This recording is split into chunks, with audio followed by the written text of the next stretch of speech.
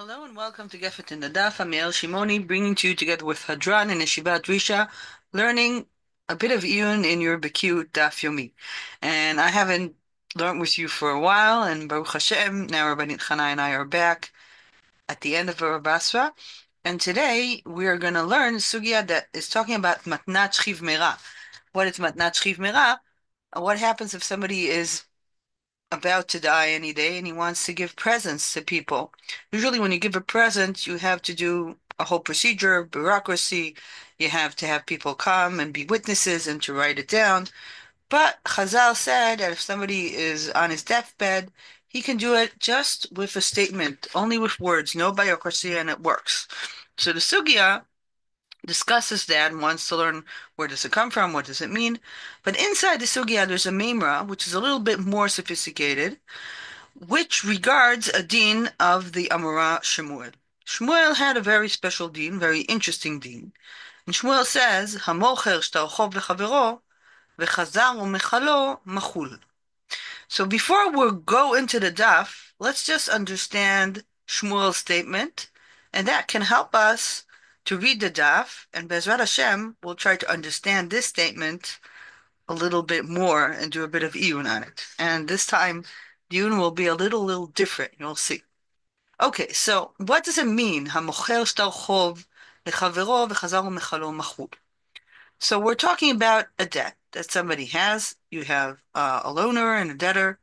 And let's say I need money and I'm lending from you. I'm loaning from you. You're giving me money. I'm asking you for $1 million. And Baruch Hashem, you're a big group. You have enough money. You're investing in me. You're doing with me a chesed. You give me $1 million for 5 years. And we write a note on that amount. And let's say 2 years have passed, 3 years have passed. And now, even though you allowed me to return the money in 5 years, you need the money now. Okay? You're having a money problem. At a certain point, you had a lot. Now you're lacking, and you have this note. Now, the note you have cannot give you any money till 5 years have passed. Now, only 3 years have passed. Can you do something? So, what do people do in such a situation? Here we have something very interesting. You sell the note. What does it mean you sell the note? You don't sell the note, you sell the debt. You sell the debt. You give somebody else the ability to invest in this, and he'll give you cash now, and a different person will become my debtor. Okay. These are things that happen all the time. People sell notes. We have also Sugio to talk about a woman who sells her ketubah. She has a note from her husband that she can get a ketubah if he dies. Now he's alive. She needs money now. She can sell her ketubah.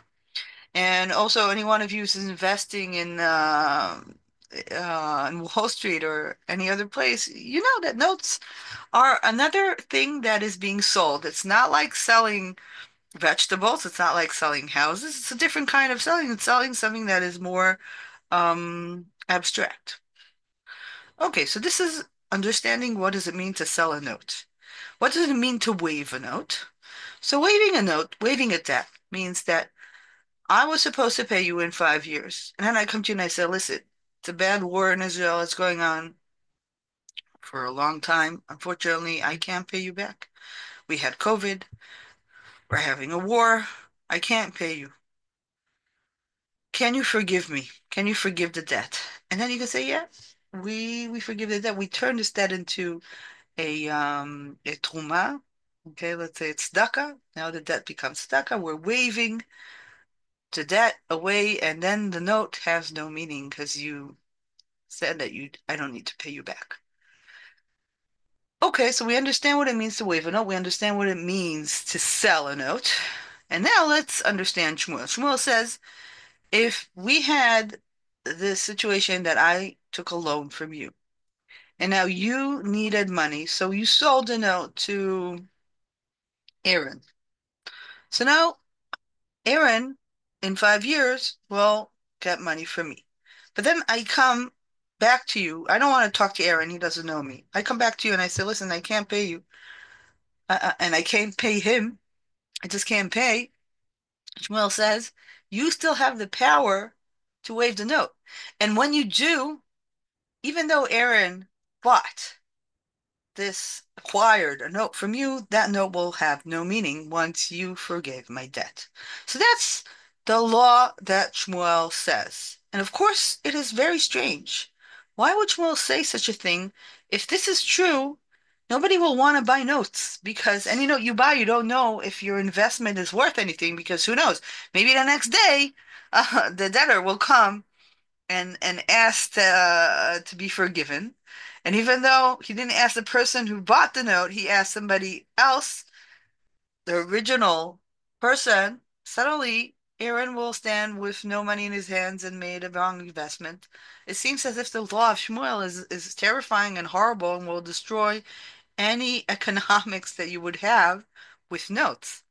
So this is Shmuel's Din, which is in the Sugya. We'll read the Sugya and we'll try to understand why did Shmuel create such a horrible Din and why was it accepted by Chazal. So Bezrat Hashem, we'll try that and I'll show you this iyun will be slightly different. We'll do Rashi, we'll do Tosfot, we'll do Rambam, we'll do Shulchan Aruch Ramah, but in the end, I'm gonna offer insights and ideas that come not from them, but from a discussion that I had with my husband, Rav Shimon Shimoni. We wrote together an article, and he turned it into part of his doctorate regarding the Din of Shmuel and what's happening here. So, Bezrat Hashem, I'll be offering you some new ideas at the end. Now, let's begin reading the sugya. Okay, so as we said, we have this idea that somebody who's standing on his deathbed can do all kinds of business without bureaucracy. Now, the question is, where do we know that this comes from, and this is the Raisa the Rabbanan? So we have four Chachamim who are using Pesukim. This is in Daf Kufim Zayin Amud Aleph. Let's see. First, Amar Bizeira Amar Rav, מניין למתנת שכיב מרש"י מן התורה, שנאמר, ועברתם את נחלתו לביתו.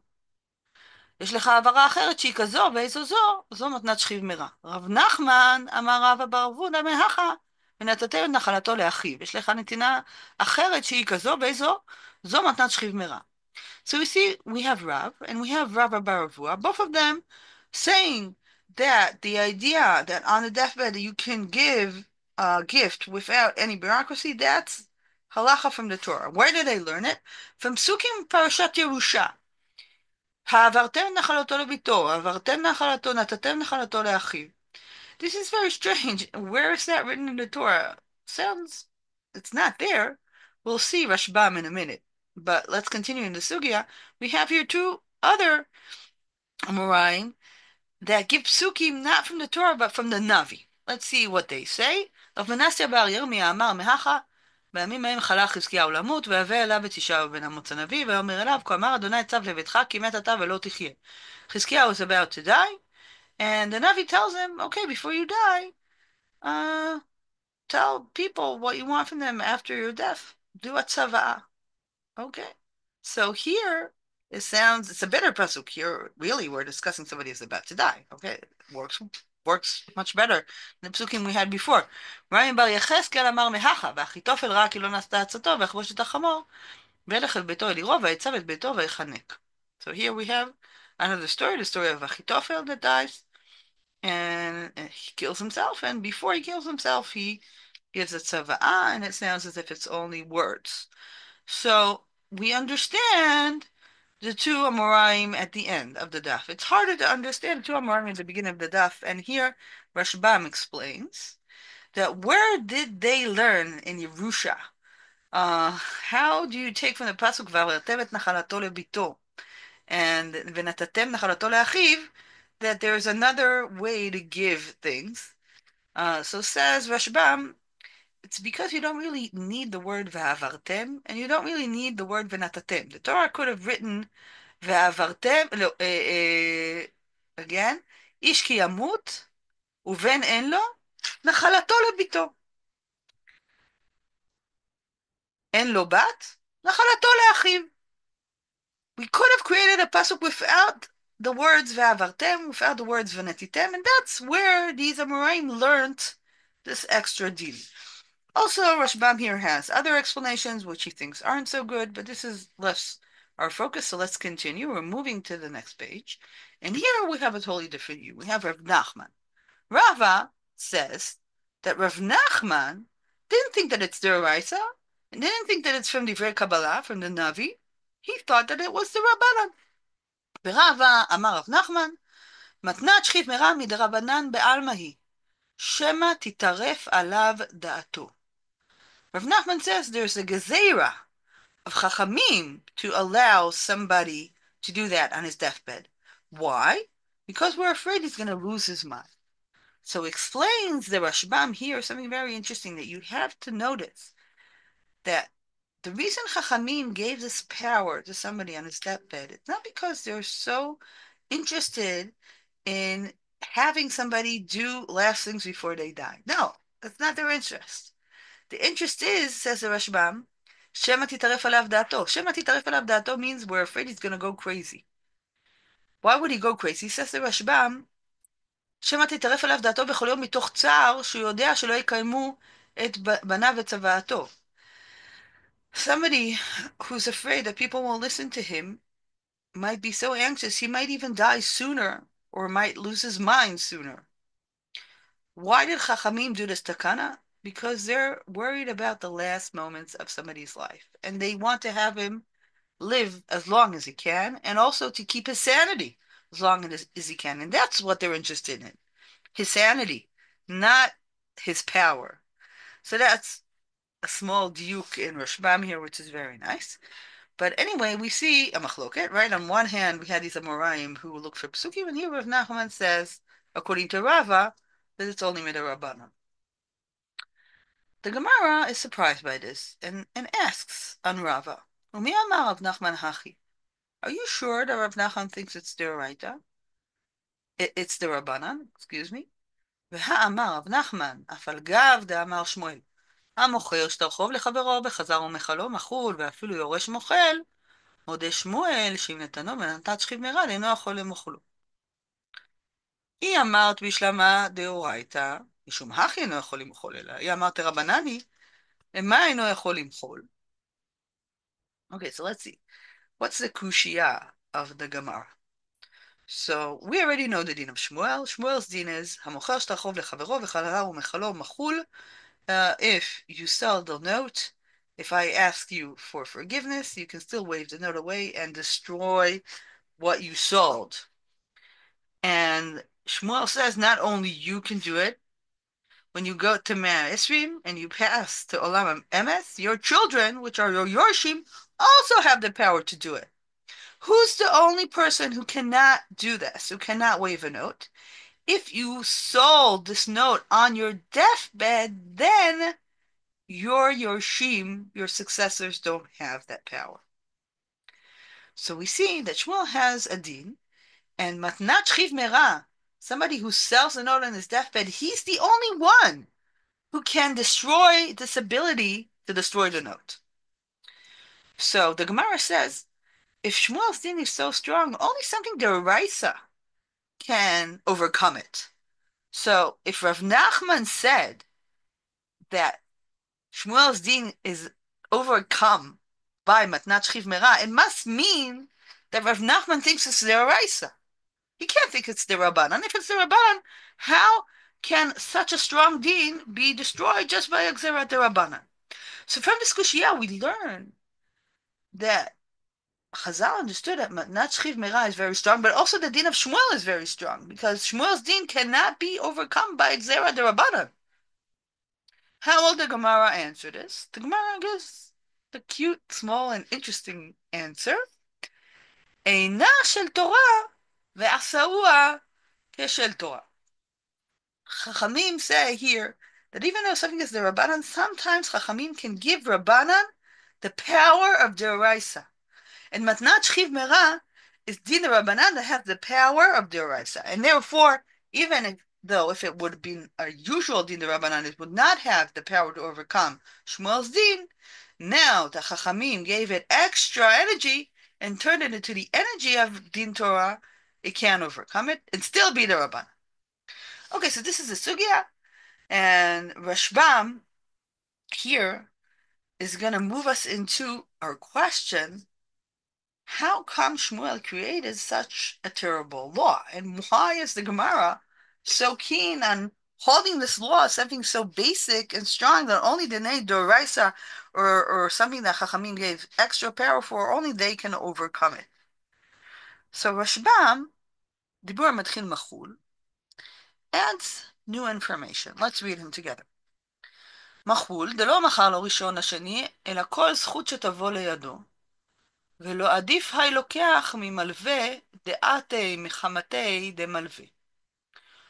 ומיהו מעותיו יחזיר לו מוכר ללוקח, דהה הלכתה היא דדיינינן דינא דגרמי, וזה הפסיד מעותיו, כשורף שטרותיו של חברו דקיימא לן דחייו, מהעובדא דחפי רפרם לרב אשי, ואגבה מיני כקשורא לצלמי.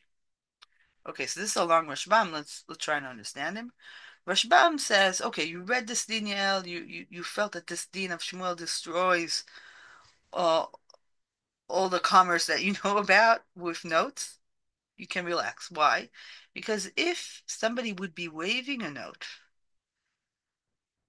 he would have to pay the buyer of the note money in return. This is Dina de Garme, says the Rashbam. So let's go over, repeat things that we've learned in Mama Kama. Usually, in halacha, you do not pay for nezikin, for torts, if you did not destroy something physical. In order to pay, you have to have physical destruction from direct impact on you. Okay, you have to do direct nezek and destroy something which is physical in order to be chayav in Dinei Torah. But Chachamim said that if you do indirect actions that cause physical damage, you're also chayav. Chachamim also said that if you did direct intervention that caused damage that is not physical, which is more ideal, you're also chayav. And that's the end of the garmi. And here we have a situation that somebody did not burn the actual debt. When you waived the debt, you didn't destroy anything physical. What did you do? You said that the debt doesn't exist anymore. And that's how you made the note meaningless. Says Rashbam, it's exactly as if somebody would take notes of somebody and burn them. When you burn a note, what did you destroy? You destroyed a piece of paper. Sometimes this piece of paper is not worth even a pruta. You're not chayav to be mishalim. But you destroyed somebody's ability to get the money that was written inside that note. And we have a sugya that says that Rashi, when he was young, actually burned somebody's notes. And Rapram, which was a dayan, was mechayev Rav Ashi to pay for that, for the notes that he destroyed. And what did he have to pay? Not the amount that the paper cost, but the actual amount that was supposed to be given to that person if the note would have been in existence. So Rashbam says, you have to understand, Yael, this din of Shmuel doesn't really destroy anything. All it means is that when you, remember, it's you, me, and Aaron, okay? You gave a loan to Yael. Then you needed money, so you sold a note to Aaron. Then Yael came and said, I'm sorry, I can't pay. So you waived her note. So now Aaron will come back to you and ask you to pay what he paid you, right? He gave you money. You have to return that money back to Aaron. So this doesn't really destroy the commerce. It only means that Aaron will take you to court instead of taking me to court. That's the difference. Okay, so this is what Rashbam added to us here. But now we'll see that what Rashbam says is actually in a big machloket in the Rishonim. Okay, so we're moving into the second part of the Gefet. We're trying to understand what's behind the strange law of Shmuel. Right now, the Rashbam said all Shmuel did was change the person that will be in court. It's not me, it's you. Aaron will sue you.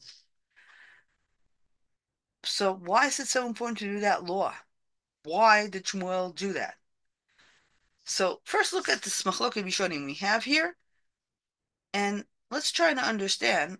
Now we said that when you waived a note, you have to pay, Aaron, the amount that was in the note. But that's not such an easy statement to say. Actually, there are three different options to decide how much you have to pay Aaron. One is what we said now. Aaron bought a note for $1 million. You're going to have to pay him $1 million. That's one option. Let's make it easier. Okay, let's say the debt is only 1,000 shekels. Okay, so 1,000 shekels or $1,000, whatever you want, dollars or shekels, anything goes. Pay him 1,000 because you now destroyed his investment for 1,000 shekels. That's one option. The other option is to say, excuse me, Aaron paid me 800 shekels for this. No, why only 800 shekels? Because he knew that only in 5 years he can get it, and he doesn't really know if I'll have the money to return. So he's taking a risk. He won't pay 1,000 shekels for the note for 1,000 shekels. He'll pay less. You will still cut the deal because you need money now. So you prefer to have 800 shekels now than having 1,000 shekels in 5 years. So he paid you 800. So all you have to return him is only the amount that he paid you, 800. That's a different option. A third option is to say, we have to see what you destroyed. And when you waive the note, that will be the date that will check how much that note cost at that moment. How much Aaron would have gained if he would have sold that note that moment at Wall Street. And that might be 900. So you see, there are three different ways in calculating how much this note actually means, how much money you're going to have to pay him when you destroy the note. And as we will see, there's a machlok between Tosfot and Rambam on the amount that you have to pay. According to Tosfot on the dot, Tosfot says, פירש רבנו שמואל דלמאן דדיין דינן הגרמי, הווה מוחל צריך להחזיר ללוקח מה שנתן לו. ואומר לי, אין צריך להחזיר, אלא מעות שנתנו בו הלקוחות ולא כל השטר. So according to Tosfot, it's true that Rashbam says that you have to pay 1,000 shekel. But Reef says you don't have to pay 1,000 shekel. You have to pay only the amount that he paid you. Rambam goes like Rashbam. Rambam מחול חובר ומזיק, פרק זין הלכה י', you can get to him through the daf. וכן הוא מובן שהיה נושה בשמעון, ומכר השטר ללוי, וחזר אחר שמחלו ומחלו לשמעון. הרי נפטר שמעון, כמו שהתברר במקומו, ונתחייב ראובן לשלם ללוי כל מה שבשטר. So according to the Rambam, he's like Rashbam. You have to pay the entire amount that is inside the note. 1,000, no less. So let's see the machloket. According to the Re, you pay only 800, what he paid you for the note. According to Rambam and Rashbam, you have to pay 1,000, what was inside the note, the investment that he made. The Beit Yosef, when he reads the Rambam, says that the Rambam doesn't really say what we think he says. The Beit Yosef says in Choshen Mishpat Siman Vav Seif Lamed Bet, at the end of the Seif, ומי הוא שמעים כמה היה השטר שווה להימכר, כי דבר ידוע הוא שאינו נמכר בכל הדמים הכתובים בו, כיוון דמחוסר גבוביינה. ושמעים כל שטר לפי משהו, כגון שהלווה הוא גברא עלמא, ולא יצאת לדינה או שאין לו נכסים. עד כאן לשונו. So according to the Shulchan Aruch, even if you're pasking like the Rambam, you have to understand that you have to see how much that note is worth now. How much is it worth? First of all, the time hasn't come, so it's worth less than the investment. And also, you're going to have to look at the debtor. Is he a person that is likely to return the debt? Maybe he's a person that might have trouble, and if he goes to court, he won't cooperate with court, and that might change the worth of that note. And that's what the Rambam is pasking. So if we'll look at what happened now, Reese said that you have to pay 800. And the Rambam, according to Beis Yosef, says you have to pay 900. The Reese says you have to pay the amount that you paid the original owner of the note. According to Rambam, now you see how much a note is worth at the moment that you destroyed it. And the Shulchan Aruch is posek, like the Rambam of the Beit Yosef. He's a certain person. And the Ramah is posek like Ri. Okay, so we see 800 is the psika of the Ramah, and 900 is the psika of the Shulchan Aruch. So according to both of them, both Rambam and Rashi and Rashbam and Ri, all of them think that in such a situation, there is a loss of an investment. And therefore, this Dean of Shmuel does actually hamper selling notes because anybody who is investing in a note is now afraid that you might destroy his investment. So again, why did Shmuel do such a thing? What's behind this law of Shmuel? So as I said, this is going to be slightly different. Now I'm going to share a few thoughts that were written down. And it's an interesting offer to understand Shmuel's deed. Okay, so again, our question is, why make this strange halacha? Okay, let's look at the original situation of giving loans in the Torah. According to the Torah, we want Am Yisrael to give loans to one another. Actually, it's very important. It's a mitzvah. In kasef talvei ami. And then it's a mitzvah to return the loan. We want our society to be a society that loans are offered to people. What kinds of loans? Loans with no rebate. Loans which are chesed. You're giving somebody money that you cannot use now, and he's not going to give you what you're losing on the time that you don't have the money with you. And yet we want you to do that. We want to help you invest in such a way, even you're not going to gain anything from it. It's pure chesed. So now we can understand why it's very important for us, for you to be able to sell the note, because it's one thing to do chesed, it's another thing to be really stuck because you gave a lot of money to someone. So it's in our interests for you to sell notes.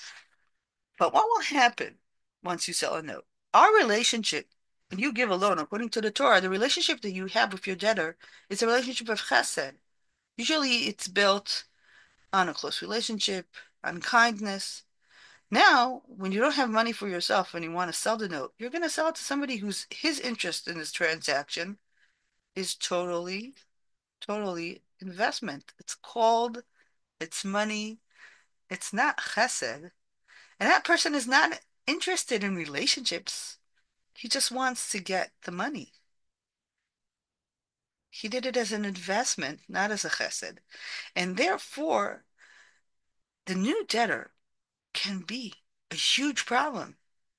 And he might really create a hardship for the original debtor against to the Torah law, because the Torah doesn't want somebody to be a no-ship for him. So what we thought is that maybe Shmuel thinks that we don't want the original loaner to be out of the picture, even though he sold it. Since the buyer is somebody who's not interested in chesed, he's interested in money, you want to have the person who was the good doer still here in the background. And why is that important? Because if the seller, who's again just interested in money, if he's going to act in a bad way towards the debtor, then you will waive the note away.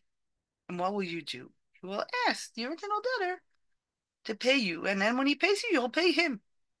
You'll be able to, to solve the situation instead of creating this new relationship, which is only cold and only money oriented, to return it back to be the original situation of chesed.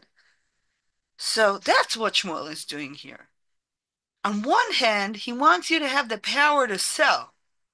And that's why there's still Dina de Garme, and you're going to still have to pay if you waive the note. But on the other hand, he doesn't want the situation of a loan to become purely interaction of money.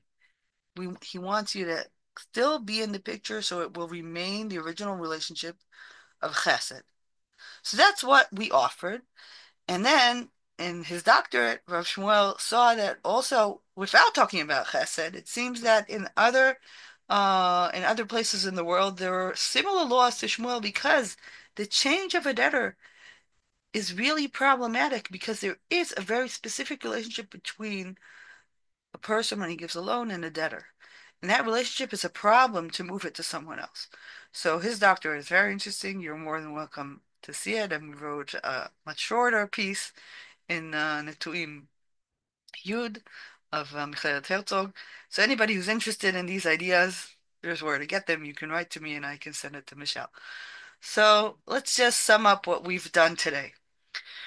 We read a sugya. The sugya didn't reach all these ideas that I said in the end. All the sugya was doing was to find out what is the deen of shchiv mera. What is the power of somebody to give gifts when he's on his deathbed, and a machloket between the Amoraim whether or not it's the right or the Rabbanan. Rav Nachman said it was the Rabbanan, and then the Sugya said, how can he say that if he thinks that it can also overcome the din of Shmuel, המוכר לחברו, וחזר ומחלו מחול. We looked at this din, we saw that the Rashbam is there to tell us, don't be so afraid of this din, because there's din the garme. It doesn't really make a big difference. You're going to still have to pay. Then we saw there's a machloket about the amount that you have to pay, and actually, halachically, there is still a loss of the buyer. And we try to understand what's the idea behind this din of Shmuel. Why will Shmuel try to hamper this transaction of notes?